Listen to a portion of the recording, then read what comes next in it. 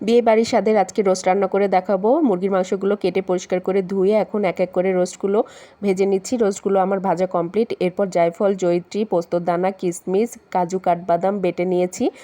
আর হাঁড়িতে তেল আর ঘি গরম করে নিয়ে গোটা গরম মশলাগুলো দিয়ে একটা ভালো সুন্দর স্মেল আসার পরে বাটা মশলা, পেঁয়াজ বাটা, আদা বাটা, রসুন বাটা, জিরা বাটা, লাল মরিচের গুঁড়ো, ধনিয়া গুঁড়ো সব কিছু দিয়ে একসঙ্গে মশলার সঙ্গে ভেজে নিচ্ছি। টক দই আর বাদাম বাটা দিয়ে ভালো মতো কষিয়ে মশলাটা নেড়েচেড়ে ভেজে নিচ্ছি। কাঁচা গন্ধটা এতে চলে যাবে।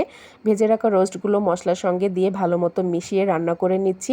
তেলটা রোস্টের উপরে উঠে এসেছে। এরপরে পানির বদলে আমি দুধ দিয়ে দিলাম। এতে করে একটা ক্রিমি টেস্ট আসবে। পরিমাণ মতো স্বাদ মতো চিনি ছিটিয়ে দিলাম। মুগ চিড়ে, কাঁচা মরিচ কিছু দিয়ে দিলাম, এতে ফ্লেভার দারুণ আসবে। আর বেশি করে একটু ঘি ছড়িয়ে দিলাম। ব্যাস, একদম পুরোপুরি তৈরি হয়ে গেল আমার বিয়ে বাড়ির স্বাদের শাহী রোস্ট রান্না। অবশ্যই এটা ট্রাই করবেন।